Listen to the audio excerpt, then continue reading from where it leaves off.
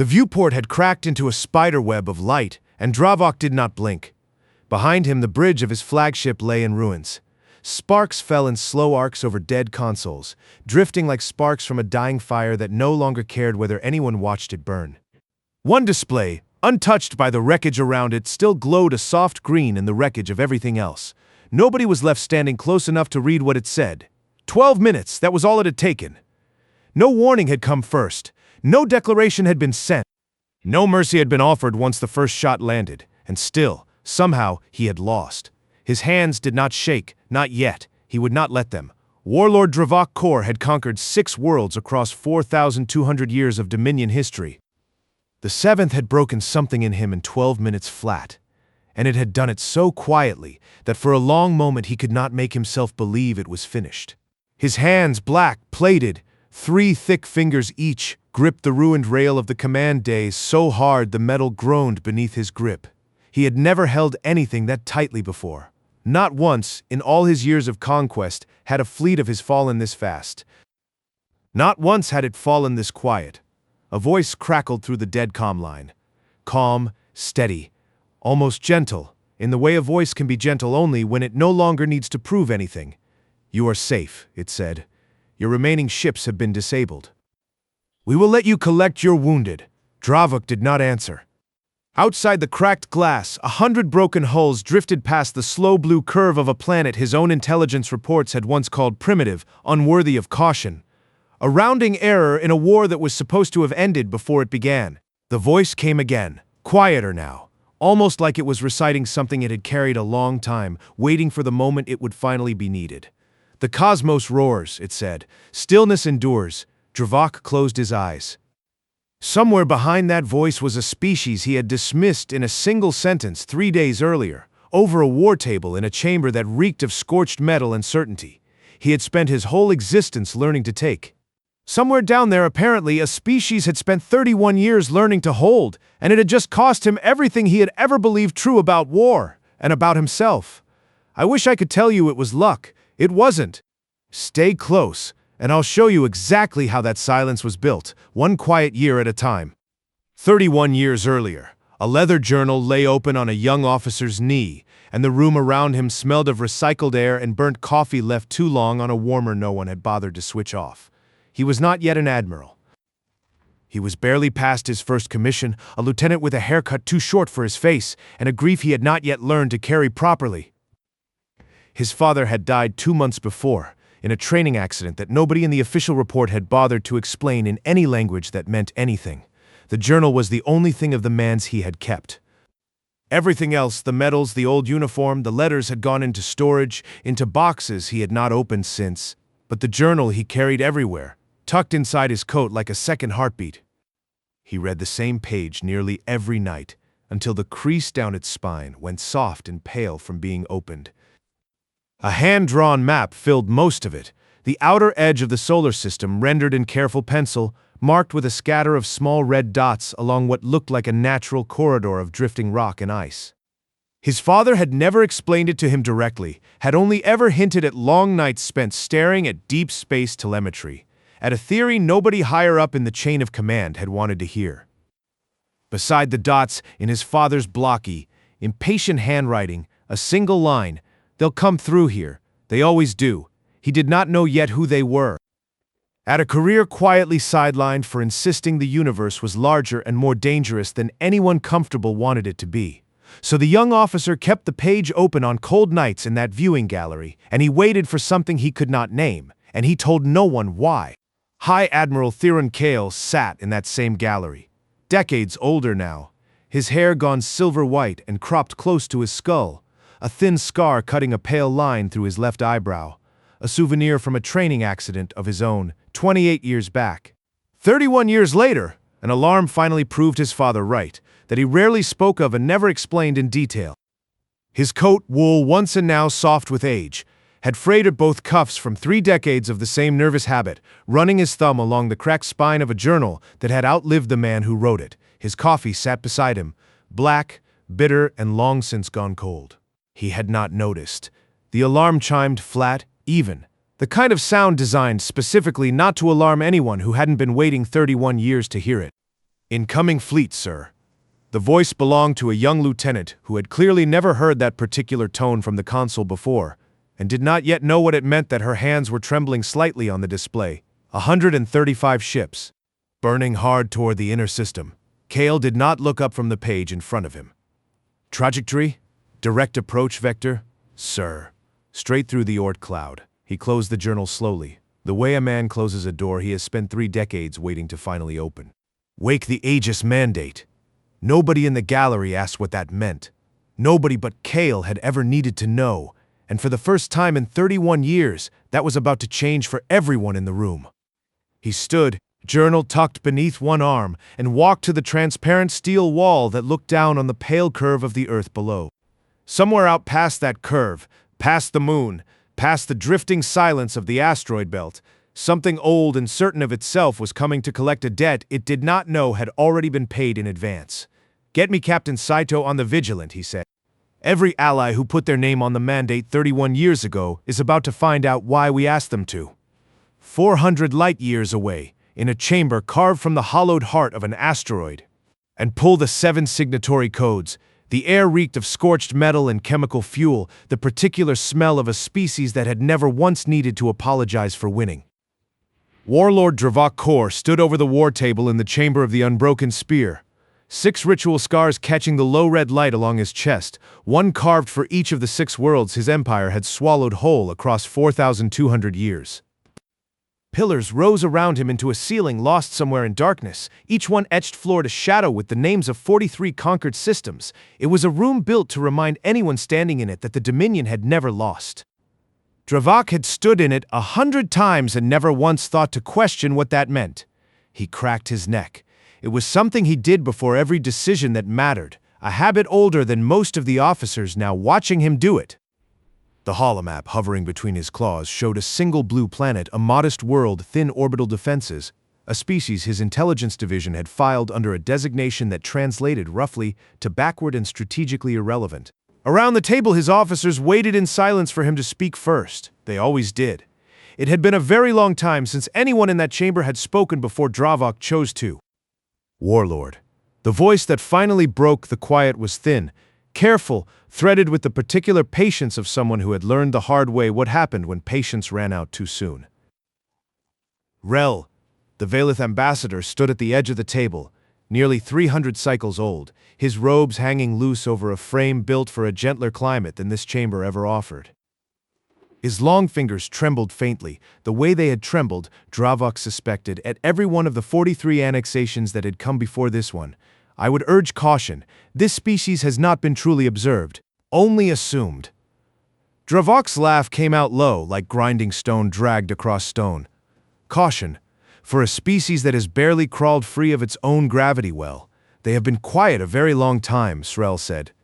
"Silence, Warlord, can be a form of preparation. Silence," Dravok said, "is what things do right before they die." Tactical Officer Vex stepped forward before the exchange could stretch any further, his manner precise and entirely unbothered by the tension in the room. 300 years of spacefaring, and in all that time, not one act of aggression beyond their own borders, not one show of force where a show of force would have been expected. The way a man is unbothered by weather he has decided has nothing to do with him. He laid out the fleet numbers with the flat efficiency of someone reciting a shopping list. 38 capital ships, 97 support vessels, 85,000 ground troops standing by, ready to descend the moment orbit was secured and the surface pacified. It was, by every measure the Dominion had ever trusted, more than enough to end a conversation before the other side had finished clearing its throat. "Send the ultimatum," Dravok said. "Standard channels, all of them. Give them their 5 minutes to understand exactly what is coming for them." Rel did not argue further. He only lowered his eyes to the floor, the way he had learned to do 43 times before once, Dravok suspected, for every world that had stopped listening to him a little too late to matter. "There is one more thing, Warlord." Esral's voice had dropped almost to nothing. "The Valith Sector archives hold a record. 31 years ago, 7 species in this quadrant, minor powers, all of them, by our measure, signed a shared defense compact.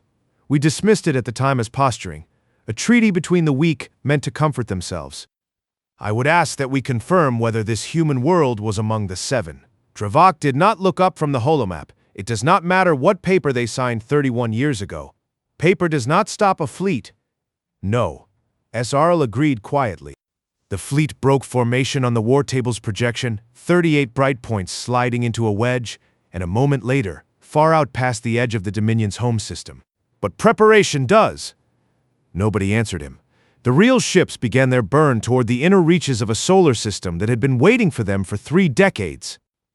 Back in the gallery above Earth, a comm panel lit green, a single calm signal, the kind of light that only comes from a system that has been patiently, quietly ready to do its job for longer than most of the people watching it had been alive.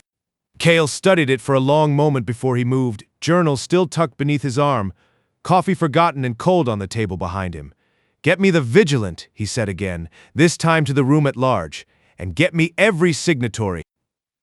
"It's time they heard from us." The order rippled outward across the system faster than any single voice could have carried it. On a research platform tucked into the rings of a gas giant 3 systems over, a Kethrani biologist looked up from a microscope she had not touched in 11 minutes, having spent that time simply waiting, the way she had trained herself to wait for exactly this call. On a quiet lunar research base that had spent 3 decades pretending to study nothing more dangerous than soil samples, an engineering crew broke into the kind of urgent. On a mining colony half abandoned to automation, an ophrenic foreman keyed a code into a panel that had sat untouched, gathering dust since the day it was installed. Practiced motion that only comes from people who have run this exact drill more times than they could count, and had simply never once had to run it for real. The Aegis Mandate had a great many names among the 8 species who had built it, spread across 8 languages and 8 very different ways of understanding what patience could mean. But every one of those names translated more or less to the same idea: we will not strike first, but we will not be caught unready either. Captain Mara Saito took the call on the bridge of the Vigilant with a mug of coffee still steaming in one hand, real coffee, not the recycled sludge most of the fleet drank, a small vanity she allowed herself and no one on her crew dared question. She set it down without drinking from it once the order came through.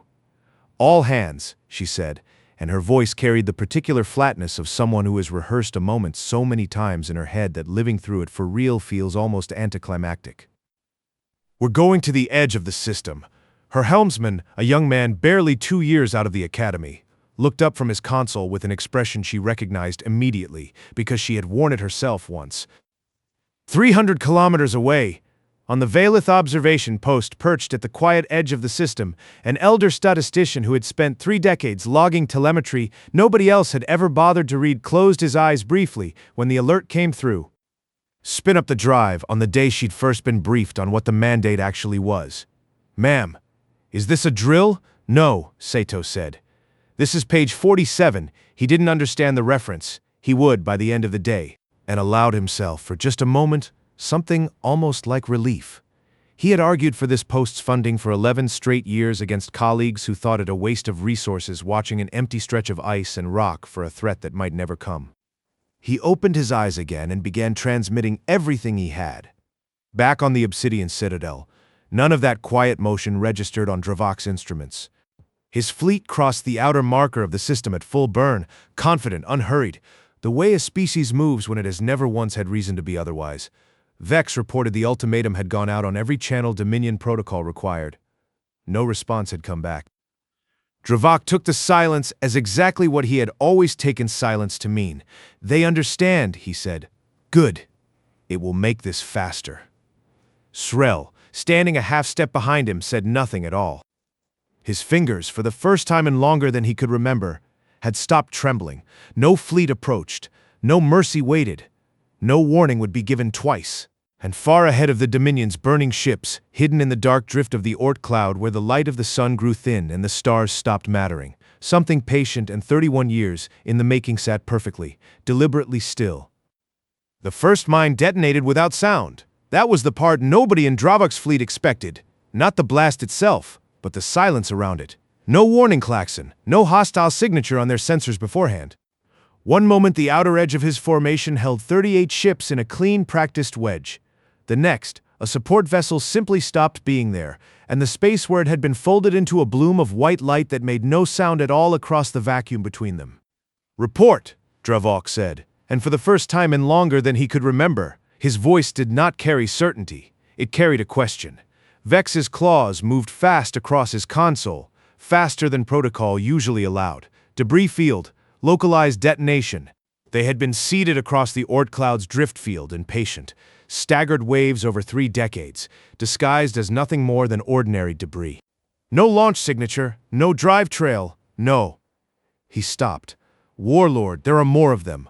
Hundreds, maybe thousands dormant. They were already here.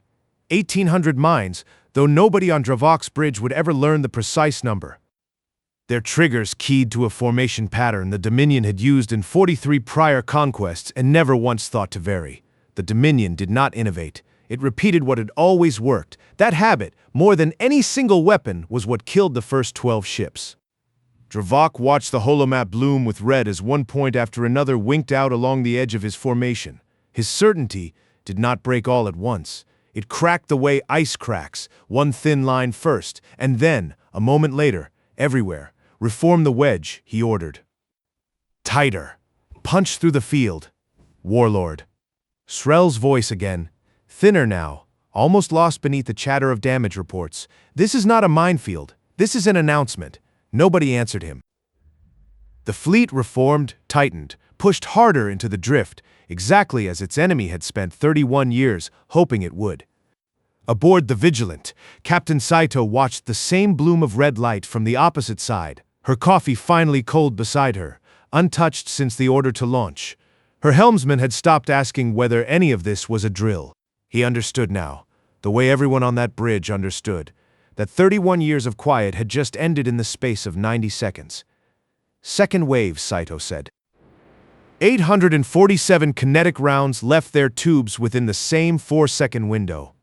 Lunar batteries, on my mark. Far behind the Vigilant, buried beneath gray regolith that had shown nothing but silence to any passing sensor for 3 decades, silo doors that had never once opened in anger ground apart on hinges built to outlast the men who'd installed them.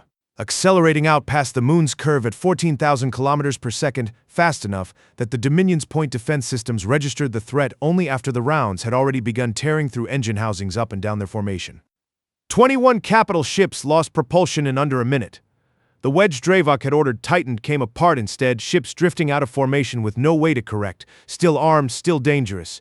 But no longer a fleet, just a scatter of wounded animals in the dark. Report, Dravok said again, and this time the word came out lower, rougher, closer to the grinding stone sound of his laugh from 3 days earlier, except there was nothing in it now that resembled amusement. We are losing propulsion across a third of the formation, Vex said. Weapons intact, shields intact, we can still fight. Then we fight, Dravok said. Bring the ground assault ships forward. If their planet wants to see what a real war looks like, we will. He stopped. On the holomap, new signatures bloomed from behind the pale curve of a gas giant, 3 light minutes distant, 52 vessels that had not been there a moment before, emerging in a wide, patient arc from where the planet's mass had hidden their drive signatures completely. They did not charge. They did not need to. They simply spread, unhurried, enveloping the wounded Dominion formation from an angle no Dominion tactical doctrine had ever bothered to account for. They're not attacking from one direction, Vex said, and something in his voice had changed too, some certainty draining out of it that would never fully return.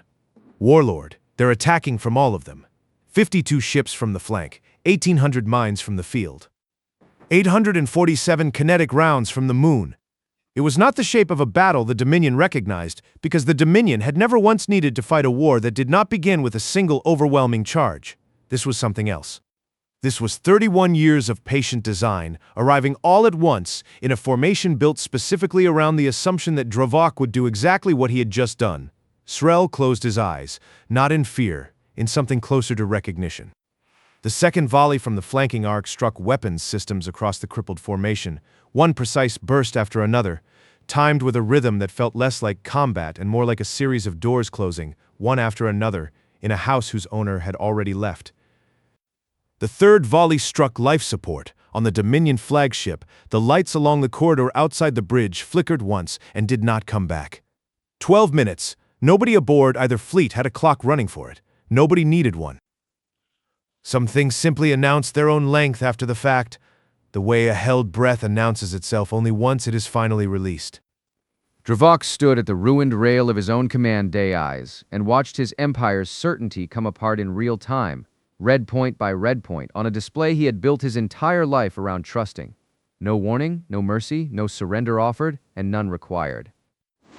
On the bridge of the Vigilant, Saito watched the same display from the other side, and there was no triumph in her voice when she finally spoke, only the flat, practiced calm of someone finishing a job she had trained 31 years never to enjoy. "Ceasefire on disabled targets," she said. "Confirm which ships are still combat-capable and hold position on those only. We are not here to kill people who can no longer fight back." Her helmsman, pale now, nodded without speaking. Somewhere behind them, a junior officer who had joined the fleet 11 months earlier and had never once fired on a living target began, very quietly, to be sickened to a bin someone had thoughtfully left near her station. Nobody mentioned it.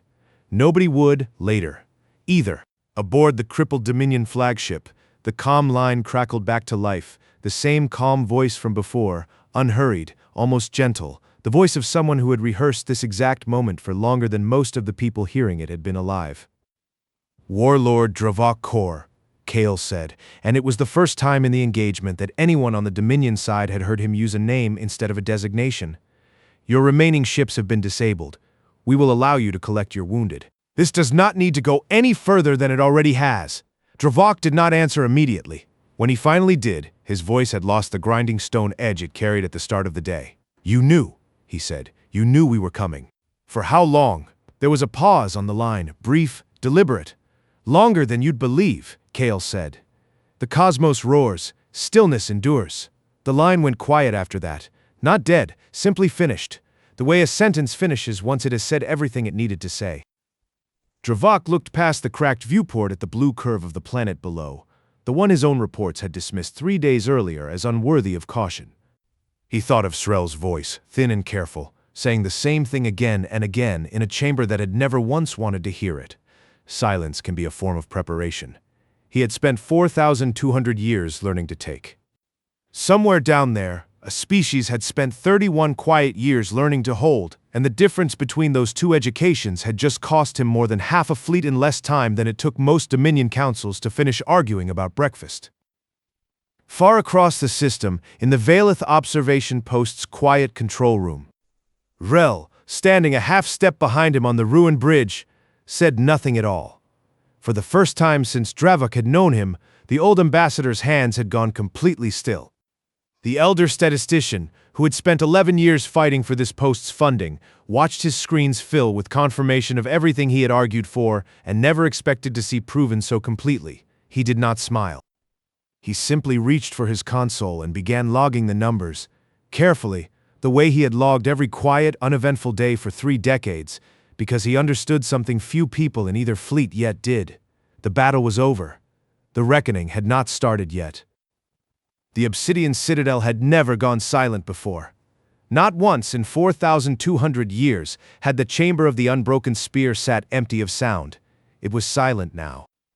The High Council received the data in a single unbroken stream, telemetry, casualty counts, the full engagement record relayed from Dravok's own damaged flagship. 9 counselors sat around a table built from the bones of a species conquered so long ago, nobody in the room remembered its name. None of them spoke for nearly a full minute after the feat ended. "Confirm the numbers," the eldest counselor said finally. Her voice did not shake. It simply refused to believe what it had just heard. Vex's report, relayed secondhand through a junior officer too frightened to summarize it in his own words, confirmed them anyway. 182 ships had crossed into that system. Fewer than half remained combat-capable. Not one human vessel had been lost. The species we dismissed as primitive, one counselor said quietly, was never primitive at all. Nobody corrected her.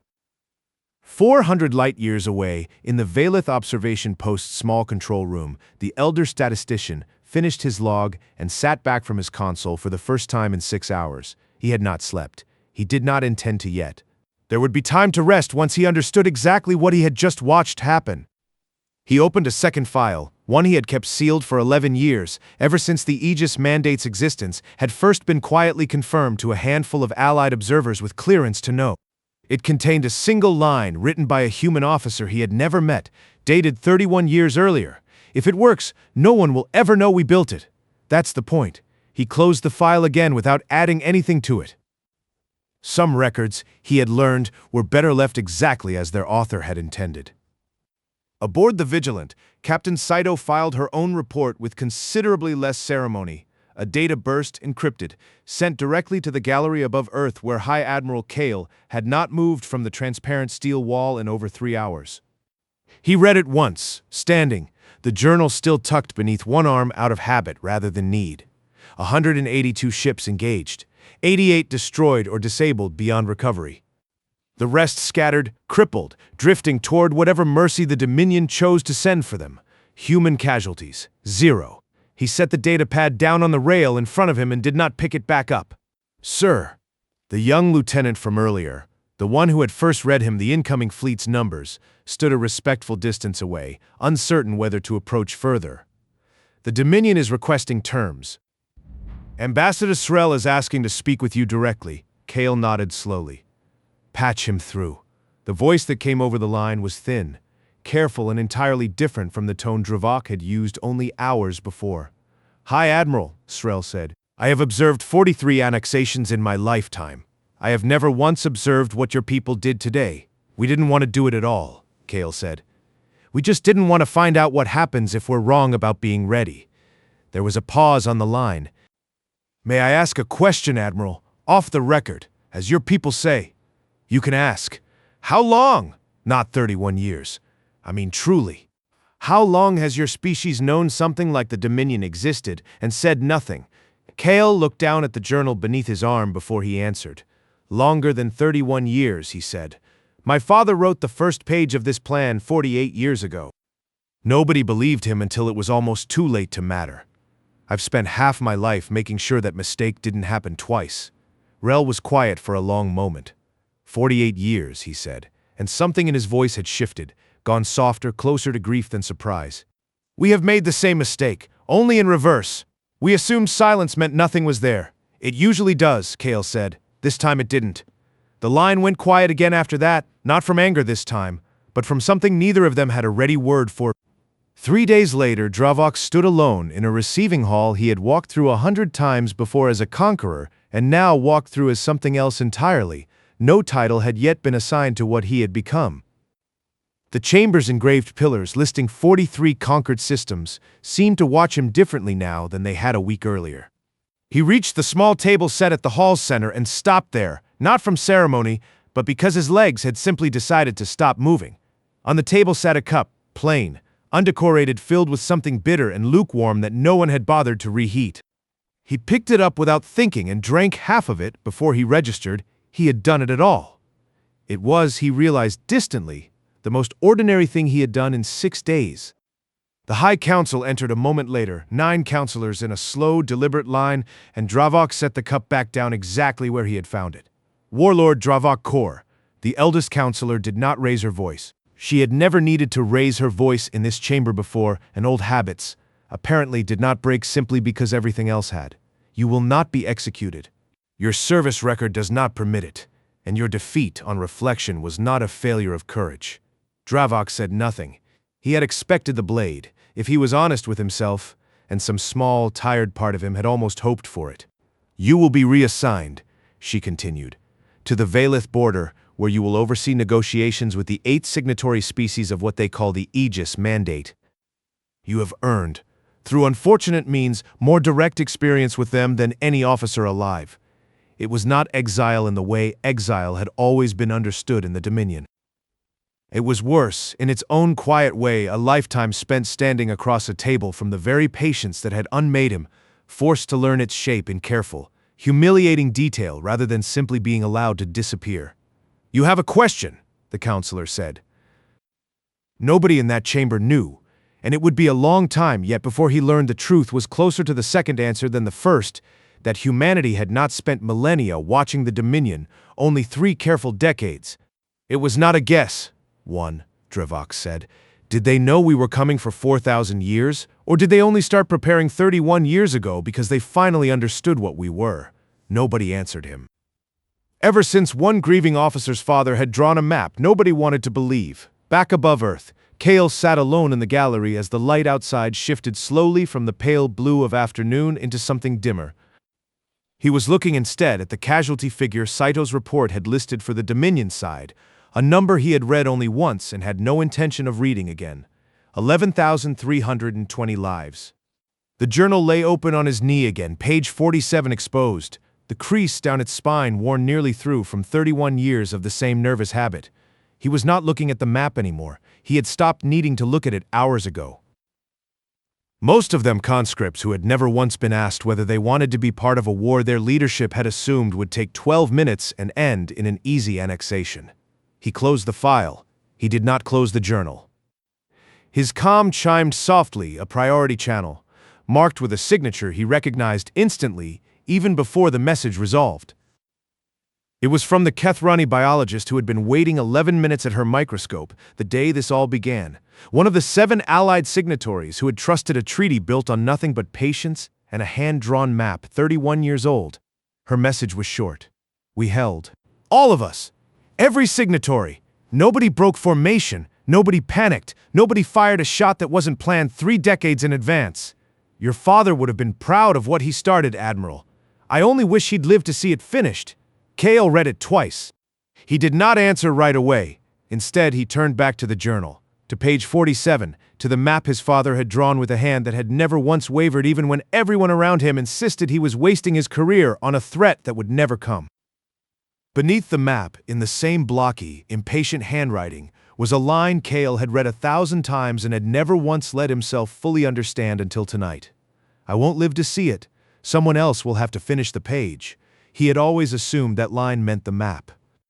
He understood now, sitting alone in the fading light with a war finally ended behind him and something heavier only just beginning, that his father had never been talking about the map at all. Dravok's transfer orders arrived 3 days after the judgment, delivered not by courier but by Rusrel himself, who had requested the assignment personally and had not explained why.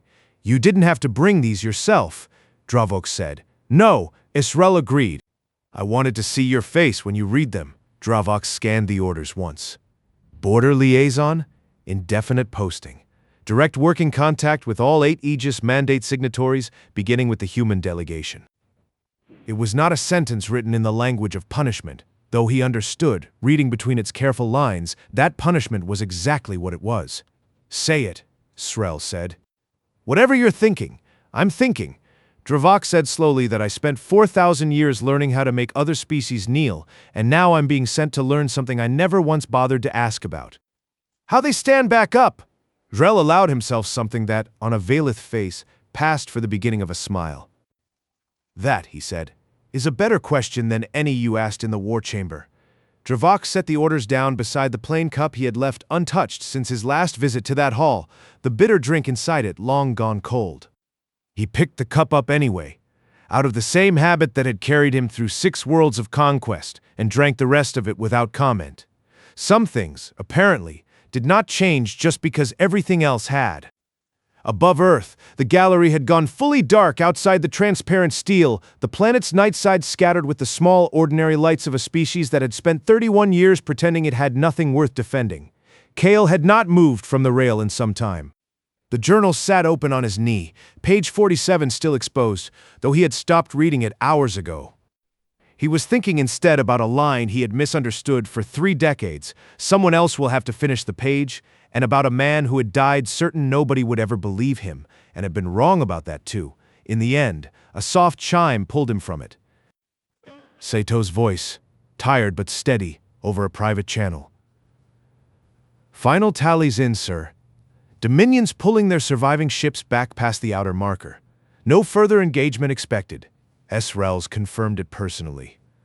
Good, Kale said. Sir. A pause. For what it's worth. My grandmother used to say some fights are won the day nobody has to fight them. I think that's what today was, underneath all of it. Kale thought of 11,320 lives he had read about once and would not read about again. Conscripts who'd never chosen any of this, and found he could not fully agree with her. Not tonight. You earned it. He closed the channel and sat alone a while longer. The low hum of the station's life support the only sound in the room. The same sound that had filled this gallery on the night, 31 years ago. "Get some rest, Captain," he said instead. When a grieving lieutenant had first opened this journal and found a map nobody else believed in, he thought about his father's hands, drawing that map by lamplight, certain of a threat he would never live to see arrive. He thought about page 47, worn pale from 31 years of the same nervous thumb, and he understood at last that his father had never really been drawing a map of the enemy at all. He had been leaving his son a question, the only kind of inheritance a man convinced he was right and unable to prove it could possibly leave behind. Will you keep watching, even when no one believes you should? Cale had. That was the whole answer, in the end. Nothing more complicated than that. He reached the last written line on page 47 and read it one final time. "I won't live to see it. Someone else will have to finish the page." Then he turned to the page behind it. It was blank. It had always been blank, 48 years blank, kept empty on purpose by a man who had never once doubted that someone would eventually need it. Cale pressed his palm flat against the paper for a long moment, feeling nothing but its plain, ordinary texture beneath his hand, no different from any other page in any other book. "They came through here," he said quietly. To no one, to the empty gallery, to a father who had been right about everything except how long he'd have to wait to be believed. And we were ready. He picked up a pen from the small table beside him, an old one, the same one, kept in the same drawer for 31 years for exactly this reason, though he had never let himself admit that until now. He did not write a summary of the battle. He did not write the casualty figures, or the fleet counts, or anything that belonged in Saito's official report. He wrote a single line, in handwriting that had grown to look almost exactly like his father's without either of them ever intending it to. "They will come again. We will be ready again. That is the whole of the plan, and it is enough." He closed the journal. Outside the transparent steel, the Dominion's crippled fleet continued its slow retreat past the outer marker, a line of dim lights withdrawing into the dark the way a tide withdraws from a shore it no longer has any claim to. Somewhere among those lights, Dravok stood at a different viewport, watching the same planet shrink behind him, carrying a set of orders that would spend the next several years teaching him exactly what he had lost. Cale did not watch the retreat. Instead, he set the journal down on the rail in front of him, closed now, its cracked spine catching the last of the station's dim night lighting, and looked out instead at the ordinary, unremarkable lights scattered across the dark curve of the world below, small windows. He had seen enough of it in Saito's data feed already. Small lives, none of them aware of how close they had come, none of them needing to be. He left the journal there, closed on the rail, and walked out of the gallery without looking back.